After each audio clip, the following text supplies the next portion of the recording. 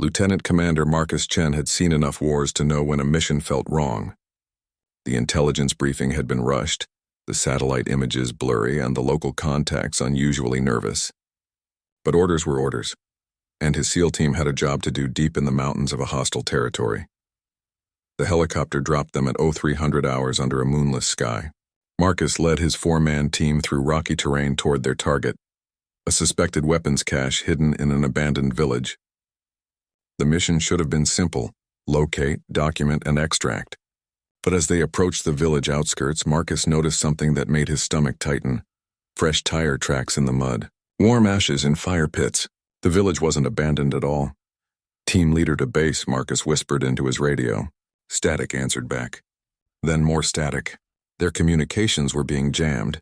The ambush came from three sides at once. Muzzle flashes lit up the darkness as bullets whistled past their position. Marcus's team was outnumbered 10-1, but they fought with the precision that made SEALs legendary. They moved like shadows, using every piece of cover, every tactical advantage their training had drilled into them. For 2 hours they held their ground. Marcus watched helplessly as his teammates fell one by one. Rodriguez took a shot to the leg, then the chest. Williams disappeared in an explosion that shook the ground. Thompson fought until his ammunition ran out, then fought with his knife until he couldn't fight anymore. Marcus found himself alone, surrounded, with a bullet wound in his shoulder and another grazing his ribs. He could have tried to run, could have attempted a desperate escape into the mountains. Instead, he made a choice that would define the next 72 hours of his life. He surrendered. The decision wasn't born of cowardice. Marcus knew something his captors didn't. His team had been carrying crucial intelligence about an upcoming operation. If he could survive long enough, if he could protect that information, he might save hundreds of lives. His sacrifice could mean something. They bound his hands with rough rope that cut into his wrists. A black hood went over his head, blocking out the world. He was thrown into the back of a truck that smelled of diesel fuel and human sweat. The ride lasted hours, winding through mountain roads that seemed to go nowhere. When the truck finally stopped, strong hands dragged him out. He could hear voices speaking in a language he didn't recognize, though he caught enough words to understand they were pleased with their catch. An American SEAL was a valuable prize. The hood came off in a concrete room lit by a single bulb. The walls were stained with things Marcus didn't want to identify. In the corner sat a chair with leather straps, clearly well used. 3 men stood before him, studying him like scientists examining a specimen. The leader was tall and thin, with scars across his face that spoke of old violence. He introduced himself as Colonel Razak, though Marcus doubted that was his real name. Razak spoke perfect English with a slight accent, his voice calm and almost friendly. "Welcome, Lieutenant Commander Chen," Razak said, reading from a file that somehow contained Marcus's military record. "We know quite a lot about you. Navy SEAL, 2 tours in Afghanistan, 1 in Iraq. Decorated for valor. Married to Sarah. 2 children, Emma, age 7, and Jake, age 5. The mention of his family sent ice through Marcus's veins, but he kept his expression neutral, a skill learned through years of high-pressure situations. "We could spend time with small talk," Razak continued, "but we both know why you're here. Your team was carrying information about Operation Mongoose. We want those details, all of them." Marcus stared straight ahead, saying nothing. He had trained for this moment countless times in SEAR school. Survival, evasion, resistance, escape. The resistance part was about to be tested in ways no training could fully prepare him for. Razak nodded to his men. They strapped Marcus to the chair with practiced efficiency. One of them, a heavy-set man with dead eyes, rolled up his sleeves like a worker preparing for a long day. "I'm going to ask you again," Razak said, "and I want you to understand something. This room has held many men like you. Strong men, proud men, men who thought they could never be broken. Would you like to know what they all have in common?" Marcus remained silent. They all talked eventually. Every single one. The only variable is how much they suffered first. You can make this easy or you can make it very, very hard. The choice is yours.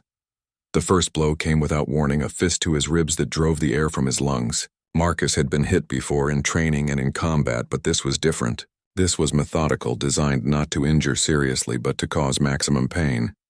"Operation Mongoose," Razak said calmly. "Tell me about the timing. Marcus focused on his breathing, on staying present. In SEER training, they had taught him that pain was temporary, but giving up classified information could cost lives permanently. He thought about his team, about Rodriguez and Williams and Thompson who had died protecting the mission. He wouldn't dishonor their sacrifice. Another blow, this time to his stomach, then another to his chest. Marcus gritted his teeth and disappeared into his own mind, to a place where Razak's voice seemed to come from very far away. The session lasted 2 hours. When it was over, Marcus's shirt was torn and bloody, his face swollen, his ribs screaming with every breath. But he hadn't said a word beyond his name, rank, and serial number. Razak seemed almost impressed. "You're stronger than most," he admitted. "But we're just getting started. Rest well, Lieutenant Commander. Tomorrow will be much more interesting." They dragged him to a cell barely large enough to lie down in. No window, no light except what leaked under the door. Marcus lay on the cold concrete floor and inventoried his injuries. Nothing broken yet, though his ribs might be cracked. He could still think clearly, still move his fingers and toes. In the darkness, he began to prepare mentally for what was coming. This was only the beginning. Marcus woke to the sound of boots on concrete. His body ached from sleeping on the cold floor, but the pain helped keep him sharp. Through the crack under his cell door, he could see it was still dark outside. They were keeping him off balance, disrupting his sleep cycle to weaken his mental defenses. The door opened with a screech of rusty hinges. 2 guards stood silhouetted against the dim hallway light. They didn't speak, just gestured for him to stand. Marcus rose slowly, testing his injuries. His ribs protested, but nothing felt worse than the night before. They led him down a different corridor this time, past rooms where he could hear other prisoners. Some were crying. Others were screaming. Marcus forced himself not to think about what was happening behind those doors, focusing instead on memorizing the layout of the building. Every detail might matter if an escape opportunity arose. The new room was larger than yesterday's, with better lighting and more equipment. Marcus's heart sank as he took inventory of what awaited him. Electrical devices, cables, a metal table with restraints. This wasn't going to be simple beatings anymore. Razak entered wearing a different outfit today. Crisp, military fatigues that looked freshly pressed. He carried a folder thick with documents and photos. His calm demeanor was somehow more frightening than obvious anger would have been. "Did you sleep well, Lieutenant Commander?" Razak asked conversationally. "I hope so, because today will require all your strength." Marcus was strapped to the metal table, the cold surface pressing against his bare back. They had stripped him of his torn shirt, and the room's chill raised goosebumps across his skin. One of the guards attached electrodes to his chest and arms with clinical precision. "Operation Mongoose," Razak began again, opening his folder. "We know it involves your naval forces in the Persian Gulf. We know the timing is critical. What we need are the specifics. Ship movements, communication frequencies, rules of engagement." The first electrical shock hit like lightning, every muscle in Marcus's body contracting at once. His teeth clenched so hard he was afraid they might crack. The pain was instant and overwhelming, unlike anything his SEER training had exposed him to. When it stopped, Marcus gasped for air, his vision blurred with tears. But he remained silent. "That was setting number 2, Razak informed him. "The machine goes up to 15. Most men start talking by setting 5. The real heroes make it to 8 or 9. Shall we try number 3? Marcus closed his eyes and transported himself mentally to Bud's training, back when he was just another hopeful candidate trying to become a SEAL. He remembered Hell Week, when instructors had pushed him and his classmates beyond all reasonable limits. Cold, exhaustion, and pain had been constant companions for 6 days straight. The second shock lasted longer. Marcus bit his tongue to keep from crying out, tasting blood in his mouth.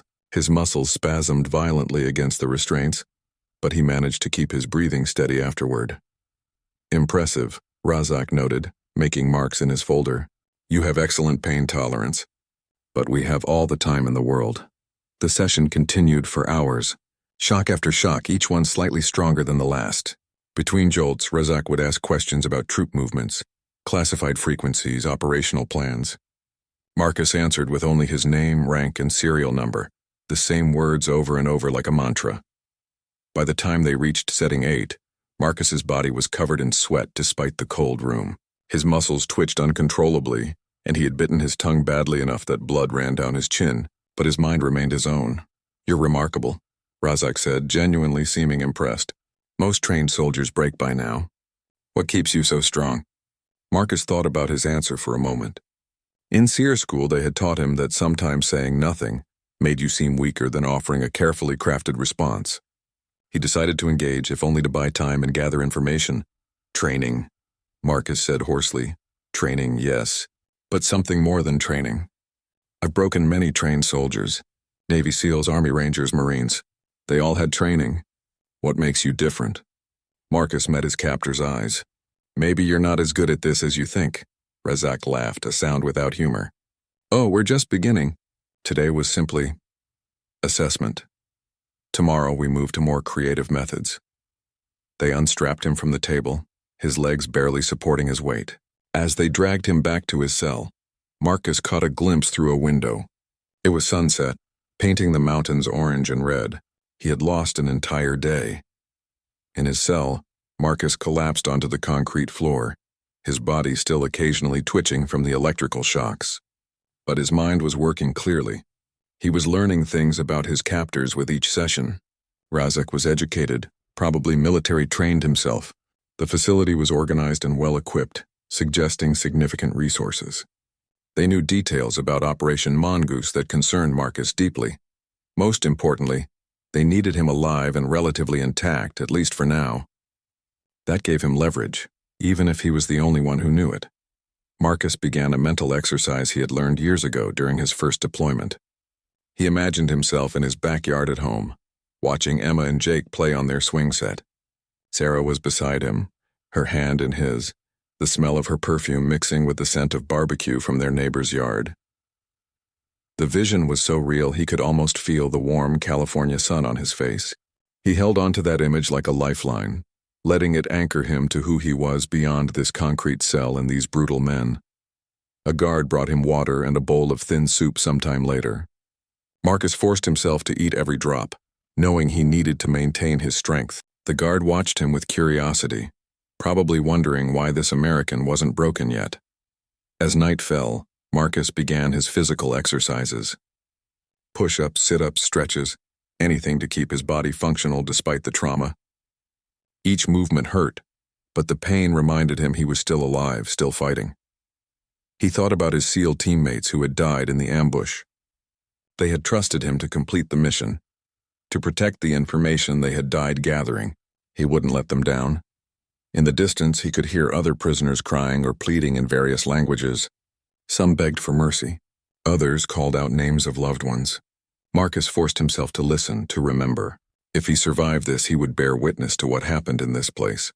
Tomorrow would bring new challenges, new pain. Razak had promised more creative methods, which Marcus knew meant things far worse than electricity. But tonight he was still unbroken. Tonight, Operation Mongoose's secrets were still safe. Marcus closed his eyes and returned to his backyard, to Sarah's laugh and his children's voices. That world still existed somewhere beyond these walls. If he could just hold on to it long enough, maybe he could find his way back there. The third morning arrived with a different kind of dread. Marcus had heard them preparing something in the room next to his cell throughout the night. Metal scraping against concrete, equipment being moved, voices speaking in urgent whispers. Whatever Razak had planned, it required extensive setup. Marcus used the waiting time to conduct a thorough mental inventory. His ribs were definitely cracked from the first day's beating. The electrical burns on his chest and arms were healing slowly but cleanly. His tongue had stopped bleeding, though it was still swollen from where he had bitten it. Most importantly, his mind remained clear and focused. When the guards came for him, Marcus noticed they seemed nervous. One kept glancing at his partner, and both avoided eye contact with their prisoner. Even hardened killers could be unsettled by what they were ordered to do. The room they brought him to had been completely transformed. The metal table was gone, replaced by a chair positioned over a large tub filled with water. The smell of chlorine was overwhelming, burning his nostrils and making his eyes water. Marcus understood immediately what was planned. Waterboarding, the technique that simulated drowning without actually killing the victim. Marcus had experienced it briefly during SEER training, but he knew the real thing would be far worse than any military exercise. Razak entered carrying a towel and wearing rubber gloves. Behind him came a woman Marcus hadn't seen before, middle-aged, professional-looking, carrying a medical bag. A doctor or nurse, presumably there to make sure he didn't actually die. "Good morning, Lieutenant Commander," Razak said, his tone as polite as ever. "I trust you've been thinking about our conversation yesterday. Operation Mongoose. Ship positions. Communication frequencies. Simple information that could save you considerable discomfort." Marcus said nothing, but his mind was racing. The presence of medical personnel suggested they planned to push him to the very edge of survival. This wasn't just interrogation anymore. It was systematic torture designed to break his will completely. They strapped him to the chair and tilted it backward until his head was lower than his feet. A cloth was placed over his face, blocking his vision and making breathing difficult even before the water started. Marcus tried to prepare himself mentally, drawing on every lesson from his training. The first pour of water lasted only seconds, but it felt like drowning. The cloth made it impossible to breathe, and panic flooded his system as his body fought for air. When they lifted the cloth, Marcus gasped desperately, his heart hammering against his ribs. "Ship movements," Razak said calmly. "When does the USS Abraham Lincoln reach the Strait of Hormuz?" Marcus forced his breathing to steady. He thought about his BUDS instructor, Chief Petty Officer Morrison, who had taught them about mental compartmentalization. "Pain is just information," Morrison had said. "It tells you something is happening to your body, but it doesn't control your choices unless you let it." The second waterboarding session lasted longer. Marcus felt his sanity slipping as his body screamed for oxygen, but he held on to Morrison's words like a rope in a storm. When it stopped, he was gasping and choking, but he remained silent. "You're fighting biology itself," Razak observed. "Your brain is telling you to do anything to make this stop. Most men listen to that voice within minutes. What makes you different?" Through his gasping breaths, Marcus thought about the question. What did make him different? It wasn't just training, though, that helped. It wasn't just patriotism, though he loved his country. The answer came to him as they positioned the cloth over his face again. He was different because he had chosen to be here. When his team was surrounded and outnumbered, he could have tried to escape alone. Instead, he had surrendered to protect the mission and the lives that depended on it. That choice gave his suffering meaning, and meaning made endurance possible. The third session was the worst yet. Marcus felt his consciousness slipping away as his oxygen-starved brain began to shut down. For a moment, he was back in the mountains of Afghanistan, in a firefight that had lasted all night. He was wounded, exhausted, running low on ammunition, but his squad was depending on him to hold the line. He had held the line then. He would hold it now. When consciousness returned, Marcus found himself vomiting water while the medical woman checked his pulse.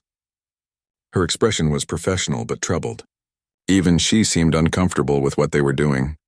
"His heart rate is dangerously elevated," she told Razak in accented English. "Blood pressure is spiking. We need to give him time to recover or risk permanent damage." Razak looked frustrated but nodded. "Very well. We'll resume this afternoon. But Lieutenant Commander, consider what you're putting yourself through. This can end with a single word from you." They left Marcus strapped to the chair, his head pounding and his throat raw from vomiting. Alone in the room, he closed his eyes and transported himself home again. This time he remembered a camping trip from the previous summer. He and Sarah had taken the kids to Yellowstone National Park. Emma had been fascinated by the geysers, asking a million questions about how they worked. Jake had wanted to see bears, though they had to settle for deer and elk. Around the campfire on their last night, Sarah had leaned against his shoulder while the children roasted marshmallows. "Promise me something," she had whispered. "Anything. Promise me you'll always come home. No matter what happens out there, you find a way back to us." Marcus had kissed the top of her head, breathing in the scent of her shampoo mixed with campfire smoke. "I promise." He intended to keep that promise no matter what Razak and his people did to him. The afternoon session was even more brutal. They had refined their technique, alternating between drowning simulation and electrical shocks to his chest. The combination was devastating. His body never had time to recover from one torture before the next began. During a brief break, Razak showed him photographs. Marcus's house in San Diego, Sarah picking up groceries, Emma at her school playground, Jake at soccer practice. The message was clear without words. "Your family is quite beautiful," Razak said softly. "It would be a shame if your stubbornness affected their safety." For the first time since his capture, Marcus felt something close to breaking. Not from the physical pain, but from the threat to his loved ones. But then he remembered something else from his training. Terrorists made threats they couldn't or wouldn't carry out all the time. If they had really wanted to hurt his family, they would have done it already and shown him proof. The threats were psychological warfare, designed to make him feel helpless and alone. Marcus realized that meant they were running out of purely physical options. His resistance was having an effect. "My family is protected," Marcus said, his voice hoarse but steady. "And you're wasting your time." Razak's calm facade cracked slightly. "We'll see about that, Lieutenant Commander." "We'll see." As evening approached, Marcus was dragged back to his cell, barely conscious. His body was shutting down from the trauma, but his mind remained unbroken. He had survived another day without giving them what they wanted. In the darkness of his cell, Marcus began planning. If his captors were getting frustrated, they might make mistakes. He needed to be ready to exploit any opportunity that presented itself. Escape might be impossible, but creating enough chaos to destroy any intelligence they had gathered, that might be within reach. Tomorrow would bring new horrors, but tonight he was still Marcus Chen, husband and father, Navy SEAL, guardian of secrets that could save lives. That identity was the one thing they couldn't take from him, no matter what they did to his body. Marcus awoke to the sound of screaming from somewhere deep in the building. Not his own screaming, someone else's agony echoing through the concrete walls. The sound went on for nearly an hour, a wordless expression of unbearable pain that eventually faded to whimpering, then silence. He knew that silence was meant for him. Razak was sending a message about what happened to those who continued to resist. The fourth day began differently. Instead of immediately dragging him to a torture chamber, the guards brought him to a shower room. They allowed him to clean himself under lukewarm water that stung his wounds but felt like luxury after 3 days of filth and blood. They even gave him clean clothes, gray prison garments that were rough but intact. Marcus understood this was part of the psychological manipulation. Give him a moment of dignity and comfort, then rip it away to maximize the impact of what came next. But he allowed himself to enjoy the brief respite anyway, knowing it might be his last. When they led him to the torture chamber this time, Marcus saw immediately that Razak had brought reinforcements. 3 new men stood in the room, all wearing the blank expressions of professional interrogators. The equipment had been expanded too. Devices Marcus didn't recognize, syringes filled with unknown substances, and a collection of surgical instruments arranged on a sterile tray. "Today we try a different approach," Razak announced. "Physical pain has its limitations. The body adapts, the mind finds ways to cope. But chemistry is more honest. It strips away the defenses we build and reveals who we really are underneath." The medical woman was back, but this time she looked openly distressed. Whatever they planned to do, it concerned even her professional ethics. She prepared a syringe with shaking hands, avoiding eye contact with Marcus. "Sodium pentothal," Razak explained conversationally. "Truth serum, though that's not entirely accurate. It doesn't force you to tell the truth, but it makes lying much more difficult. Combined with other chemicals, it can create quite interesting psychological states." Marcus felt the needle slide into his arm before he could react. Within minutes, the room began to shift and blur around him. His thoughts became loose and unfocused, like trying to hold water in his cupped hands. The careful mental barriers he had constructed over 3 days started to crumble. "Tell me your name," Razak said, his voice seeming to come from very far away. "Marcus Chen." The words came out before Marcus could stop them. He tried to bite his tongue, but the drugs made coordinated movement nearly impossible. "Good. Tell me about Operation Mongoose." Marcus fought against the chemical invasion of his mind, but it was like fighting a tide. Images flashed through his consciousness, briefing rooms, maps, ship movements. He saw classified documents in his memory with terrifying clarity. I don't... Marcus struggled to form words that wouldn't betray his mission. Razak nodded to one of the new interrogators who approached with a device that looked like metal tongs. Without warning, he clamped them onto Marcus's finger and activated a switch. Electricity shot through the sensitive nerve endings, but this was different from the broad electrical shocks of previous days. This was precise, targeted agony designed to maximize pain while minimizing damage. "Focus, Lieutenant Commander," Razak said. "Operation Mongoose. When did the ships move? Under the influence of the drugs, Marcus's usual mental discipline was scattered. He found himself thinking about the operation in vivid detail, the timing, the ship positions, the communication protocols. But somehow, through the chemical fog, he managed to bite down on his tongue hard enough to cause sharp pain. The physical sensation helped anchor him to reality. Name, rank, serial number. Marcus managed to gasp between the electrical jolts.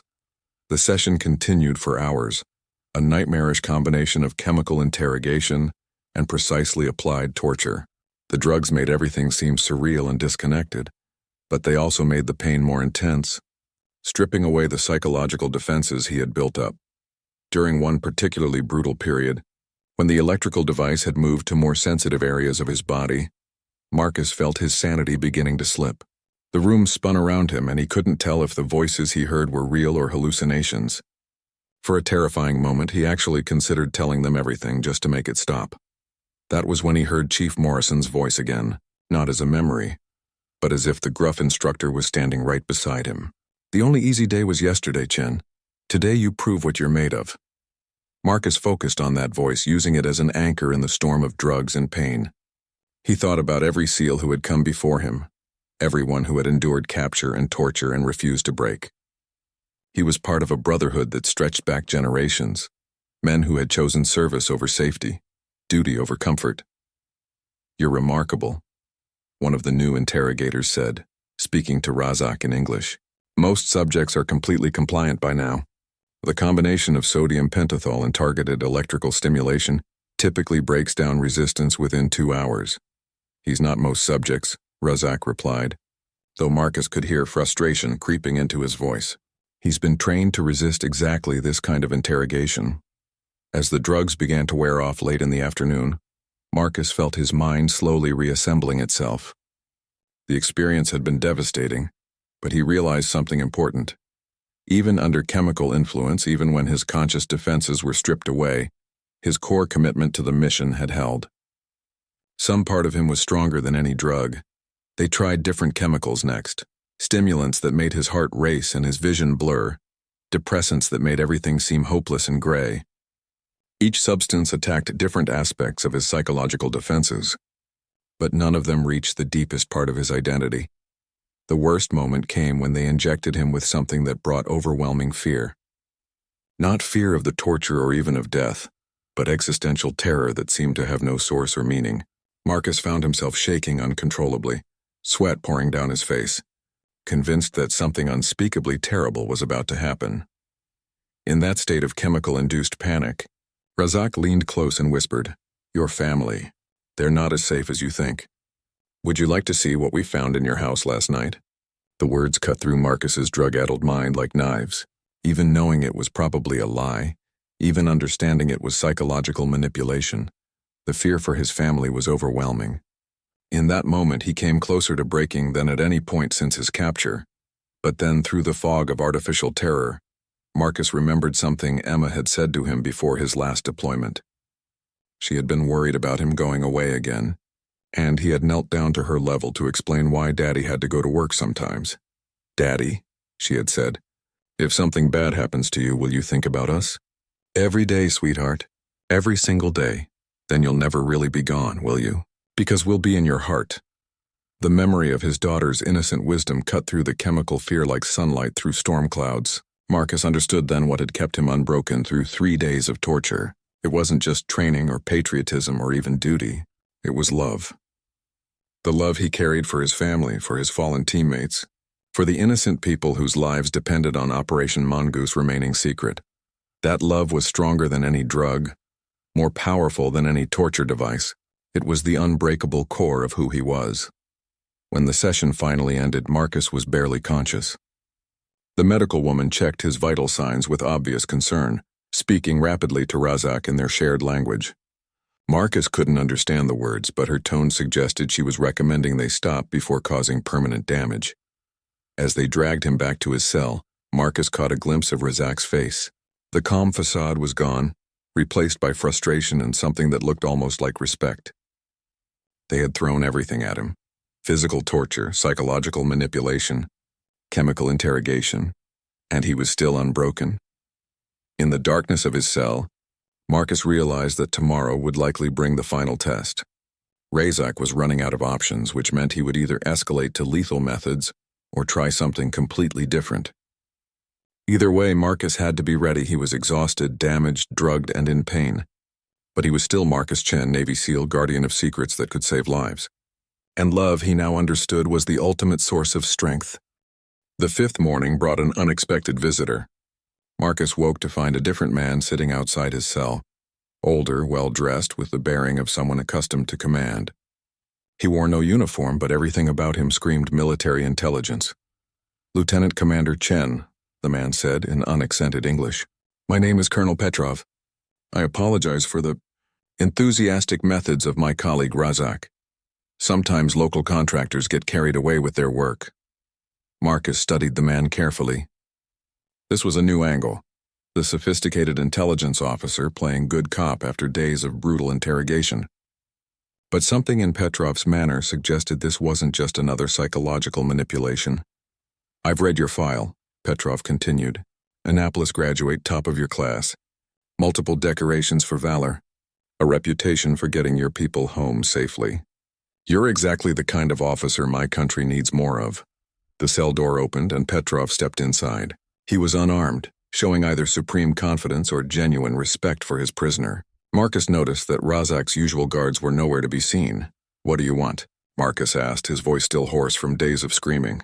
"To make you an offer, a real one. Not the threats and intimidation you've been subjected to." Petrov sat down across from Marcus, close enough for conversation but far enough to show he wasn't threatening. "We know Operation Mongoose will fail whether you tell us about it or not. Our intelligence networks have already compromised the mission at multiple levels." Marcus kept his expression neutral, but his mind was racing. If they truly had compromised the operation, why were they still trying to extract information from him? Unless Petrov was lying, which was likely, or unless they only had partial intelligence and needed confirmation. "So why keep me alive?" Marcus asked. "Because you're worth more than whatever you know about one military operation. You've proven something remarkable over the past 4 days.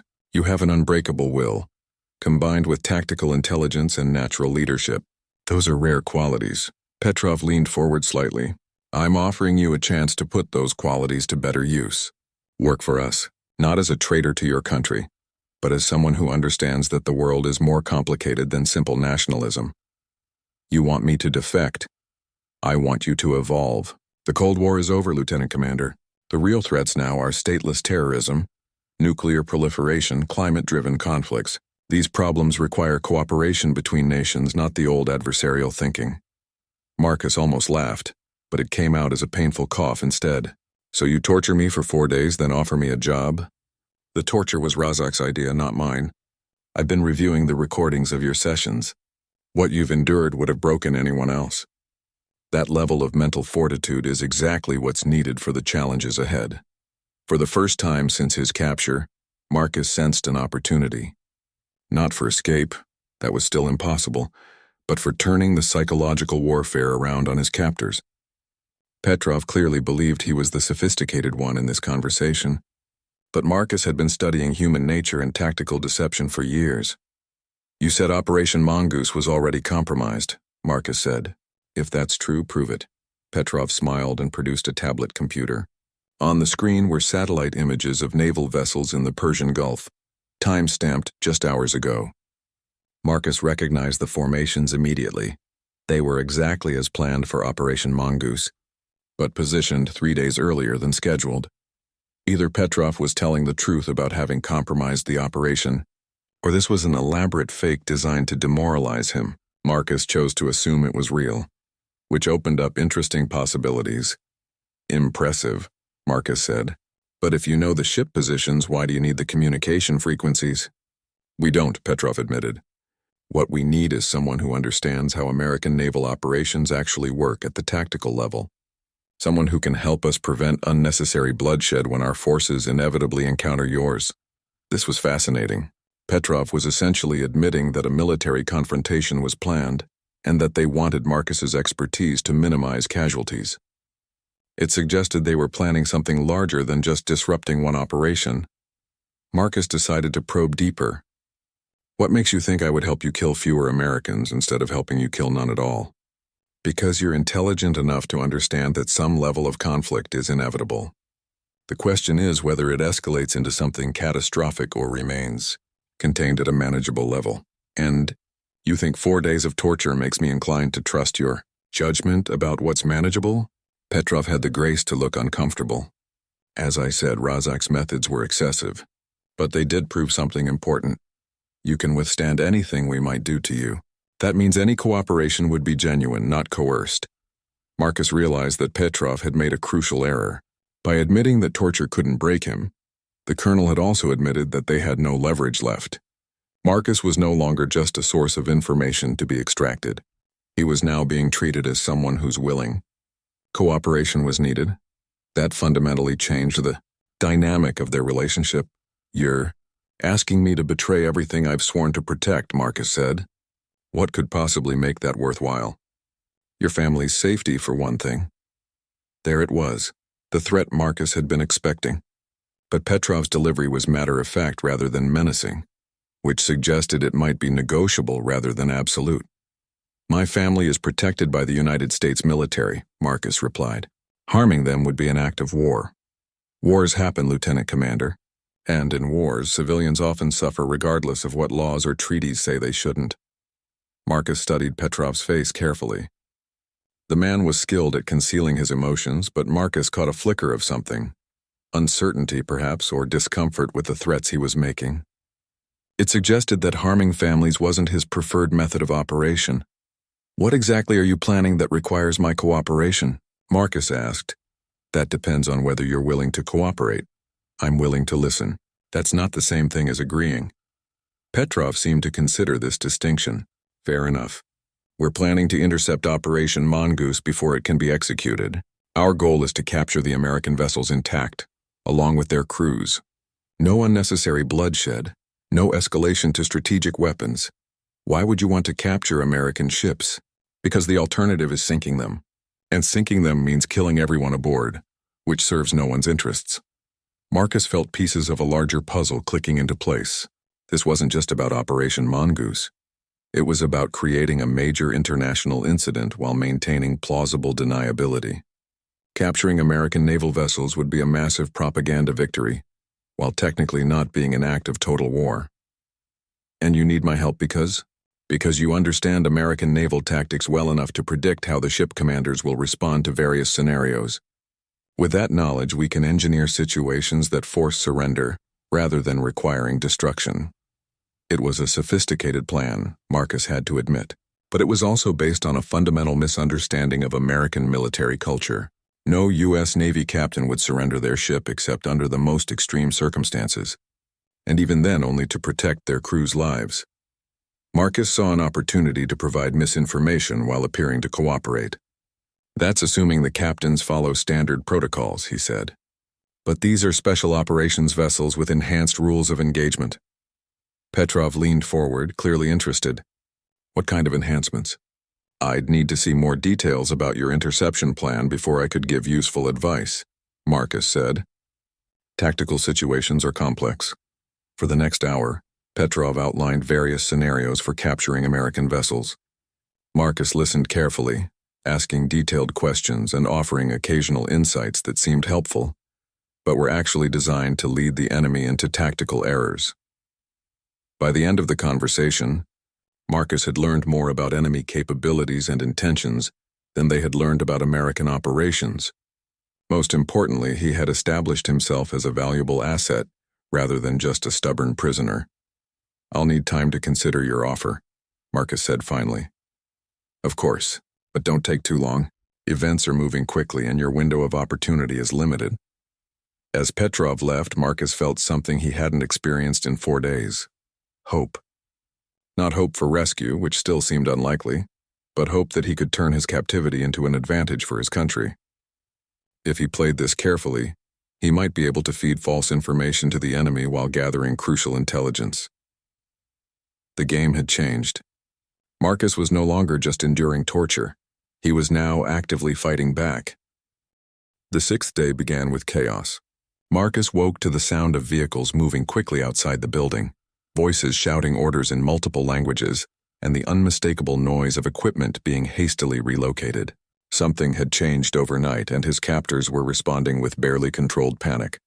Razak appeared at his cell much earlier than usual, his calm demeanor completely gone.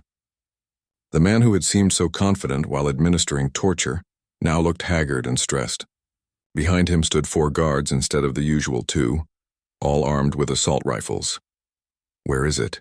Razak demanded without preamble. "Where is the backup transmission device?" Marcus maintained his expression of confusion, though his heart was racing. "I don't know what you're talking about. Don't lie to me. Your rescue team is using a frequency we can't jam. They're coordinating with someone, and it's not your standard military communications. You had a backup device." This was news to Marcus, but extremely welcome news. If a rescue team was operating in the area and using frequencies his captors couldn't intercept, it meant his capture hadn't gone unnoticed. More importantly, it meant someone had figured out where he was being held. "Even if I had a backup device," Marcus said carefully, "do you think I'd tell you where it is?" Razak's facade of professional interrogation collapsed entirely. He grabbed Marcus by the throat, pressing him against the cell wall.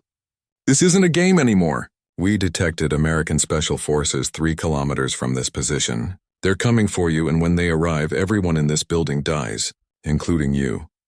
Marcus looked directly into Razak's eyes, seeing fear there for the first time. "Then you'd better decide whether you want to be remembered as a torturer or as someone who made the smart choice when it mattered." The sound of distant gunfire echoed through the building, causing several of the guards to glance nervously toward the windows. It was still far away, but it was definitely automatic weapons, and getting closer. Razak released Marcus and stepped back, his mind clearly racing through options. "Get him to the transport vehicle," he ordered the guards. "If we can't hold this position, he's our insurance policy." As they dragged Marcus through the corridors, he got his first good look at the facility's layout. It was larger than he had realized, with multiple levels and dozens of rooms. Some doors stood open, revealing cells where other prisoners sat or lay in various states of distress. Marcus memorized as many faces as possible, knowing that if he survived, he would need to report on who else was being held here. The vehicle was an armored personnel carrier parked in an underground garage. As they loaded Marcus into the back, he caught sight of Petrov arguing intensely with a man in military uniform. The conversation was in a language Marcus didn't recognize, but their body language spoke of disagreement about how to handle the current crisis. Petrov noticed Marcus watching and approached the vehicle. "It seems your countrymen are more persistent than we anticipated," he said. "This complicates our previous discussion, does it?" Marcus replied. "Or does it make my cooperation more valuable? How do you figure? If you're planning to use me as a hostage, you'll need me to convince my rescue team to stand down. But why would I do that unless you're offering something better than what I'd get from being rescued?" Petrov's eyes sharpened with interest. Even in the midst of a military crisis, the intelligence officer was thinking tactically. "What did you have in mind?" "Safe passage for everyone in this building," Marcus said. "All the prisoners, all your people.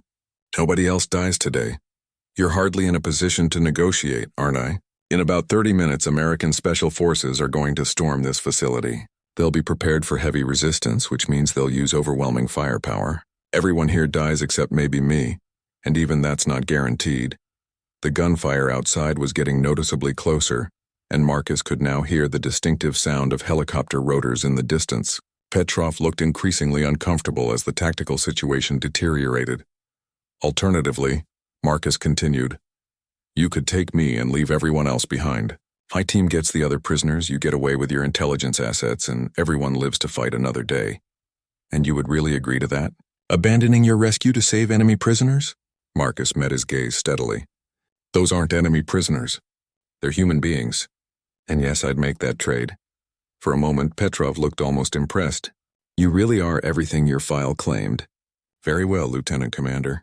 But understand that if you're trying to deceive me, the consequences will be severe." "I understand the consequences of everything I do," Marcus replied. "The question is whether you do." Petrov gave orders in rapid-fire Russian to the military officer, who looked unhappy but began shouting commands to his men. Within minutes, Marcus could hear cell doors being unlocked throughout the facility. His captors were actually releasing the other prisoners. As the APC began moving toward the exit, Marcus caught glimpses through the small windows of other prisoners being led toward what looked like a separate exit. Some could barely walk, clearly having endured torture similar to or worse than his own, but they were alive, and they were being freed. The vehicle burst out of the underground garage into daylight so bright Marcus had to close his eyes. When his vision adjusted, he could see they were in a mountain valley, with a single road leading up toward a pass. Behind them, the facility was built into the mountainside like a fortress. More importantly, he could see American military helicopters circling the area at a distance, clearly planning their assault. Marcus's heart lifted at the sight of those familiar aircraft, even knowing he was being driven away from them. "Your rescue team is quite professional," Petrov observed, following Marcus's gaze. "They've established a complete perimeter and are using coordinated reconnaissance patterns. Military academy training, I suspect." "Something like that," Marcus agreed. "It won't matter. This road leads to an airfield where we have a jet waiting. Within 2 hours, you'll be in a country with no extradition treaty with the United States." Marcus nodded as if accepting this information, but his mind was working furiously. The APC was heavily armored but not invulnerable. The road was winding and narrow, forcing them to travel slowly. Most importantly, American helicopters had capabilities his captors might not be aware of. As if summoned by his thoughts, the lead helicopter suddenly changed course, heading directly toward their position. Petrov shouted orders to the driver, who accelerated as much as the winding road would allow.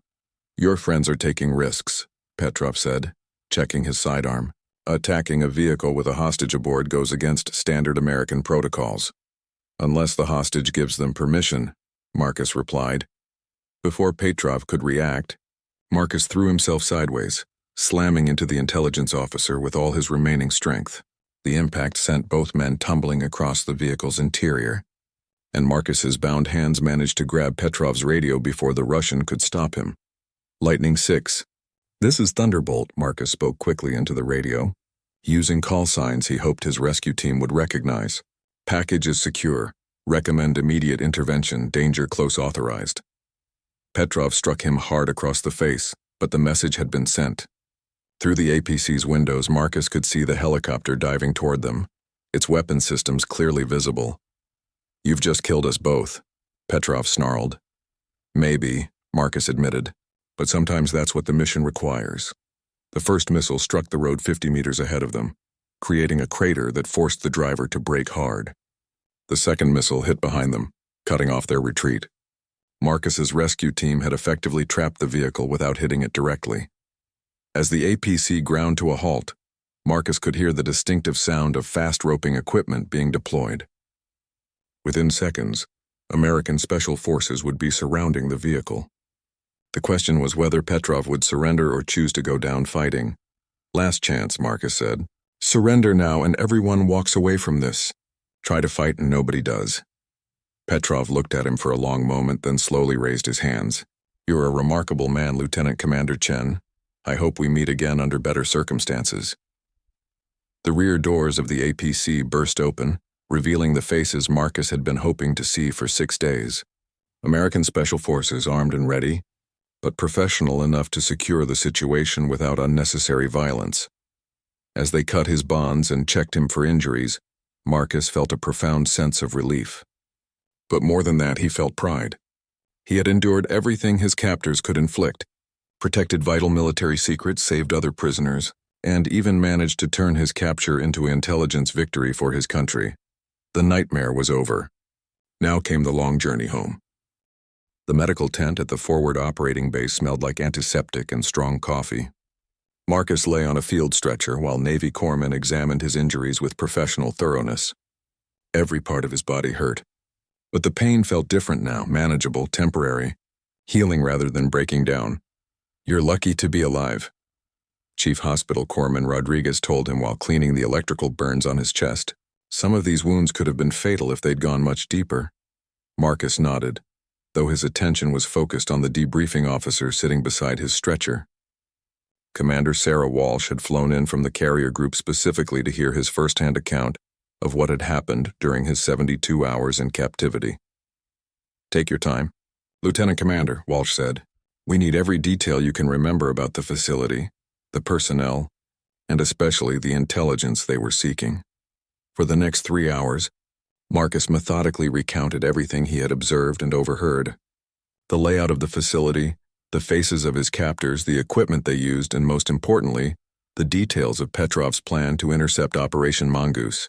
His memory was remarkably clear despite the trauma he had endured. "You realize what you've given us," Walsh said when he finished. "This intelligence will allow us to completely restructure the operation. Instead of walking into their trap, we can turn it around on them." Marcus felt a deep satisfaction at those words. His suffering had served a purpose beyond just protecting classified information. It had actually gathered new intelligence that could save lives and ensure mission success. "What about the other prisoners?" Marcus asked. "Did everyone make it out safely?" "All 17 of them," Walsh confirmed. "Thanks to your negotiation with the Russian officer, they were already being evacuated when our assault team arrived. 3 needed immediate medical attention, but they'll all recover." That news lifted a weight from Marcus's shoulders that he hadn't fully realized he was carrying. Knowing that his choice to be captured had ultimately saved other innocent people made everything he had endured worthwhile. Dr. Jennifer Kim, the team psychiatrist, arrived as the medical examination was concluding. Marcus had worked with her before and knew she was both competent and discreet, essential qualities when dealing with classified operations. "How are you feeling, Marcus?" she asked, pulling up a chair beside his stretcher. "Tired, sore, but intact," Marcus replied honestly. "Better than I expected to feel." "That's remarkable considering what you've been through. Most people who endure that level of systematic torture experience significant psychological trauma. What do you think kept you stable?" Marcus had been thinking about that question for hours. The answer wasn't simple, but it was clear in his mind. "Love," he said. "That sounds soft, but it's the most accurate word I can think of. Love for my family, for my teammates who died in the ambush, for the mission and what it represented, even for the other prisoners I could hear suffering in that place." Dr. Kim nodded, making notes. "Love as a source of strength rather than vulnerability. That's actually consistent with recent research on psychological resilience." "It wasn't just love, though," Marcus continued. "It was having chosen to be there. When we were surrounded and I decided to surrender instead of trying to escape, that choice gave everything that followed a meaning. I wasn't just enduring random suffering, I was serving a purpose." "And your training? Your SEER preparation?" "Essential, but not sufficient. The training gave me tools, but purpose gave me the will to use them.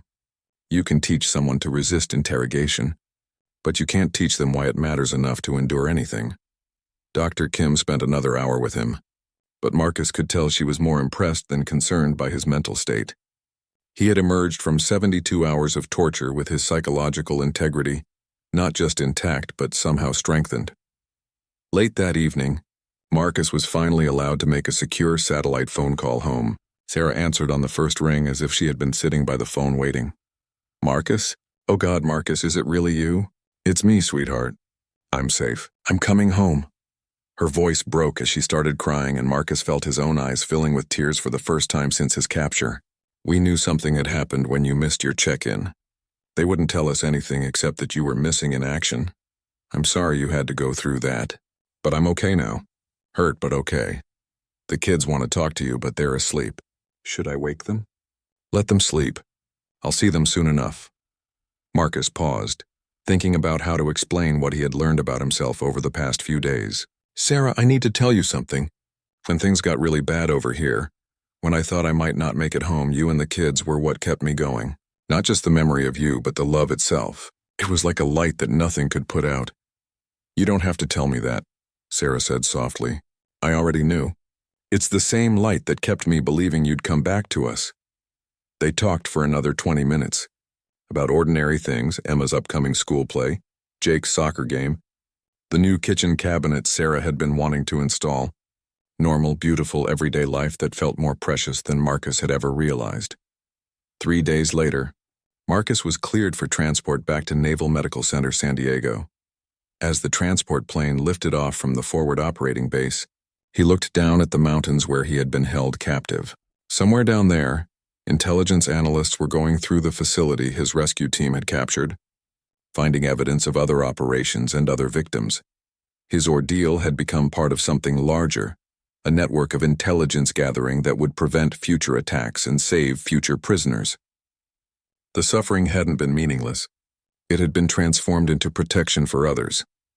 Commander Walsh found him during the flight home. "I've got some news you'll want to hear," she said. "Operation Mongoose was completely successful.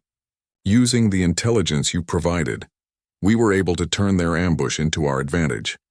Not a single American casualty, and we captured 3 enemy vessels along with their entire intelligence apparatus." Marcus felt a profound sense of completion. His teammates' deaths had been avenged. The mission they died protecting had succeeded, and the intelligence network that had captured him was now in American hands. "There's something else," Walsh continued. "The Navy Department is recommending you for the Medal of Honor. What you did, enduring torture to protect classified information, gathering intelligence on enemy operations, and negotiating the release of other prisoners, it's exactly the kind of heroism the medal was created to recognize." Marcus was quiet for a long moment. "I'd rather have my teammates back," he said finally. "I know, but since we can't have that, we can at least make sure their sacrifice is remembered and honored. Your story will inspire future generations of SEALs." As the plane crossed into American airspace, Marcus thought about what he would tell people when they asked how he had survived those 72 hours. The answer wasn't complex, but it was profound. He had survived because he had something stronger than fear of pain or death. He had love. For his family, his country, his mission, and even for people he had never met but whose lives depended on his silence. That love had given his suffering meaning, and meaning had made endurance possible. When the plane touched down in San Diego, Marcus could see Sarah and the kids waiting on the tarmac. Emma was holding a handmade sign that read, "Welcome home, Daddy," and Jake was bouncing with barely contained excitement. As Marcus walked down the aircraft steps, feeling California sunshine on his face for the first time in weeks, he understood that his real victory wasn't just surviving the torture. It was coming home still capable of love, still committed to service, still whole in the ways that mattered most. The nightmare was over. The dream of home had become reality once again. And Marcus Chen, Navy SEAL, husband, father, and guardian of those who serve, was finally truly unbroken.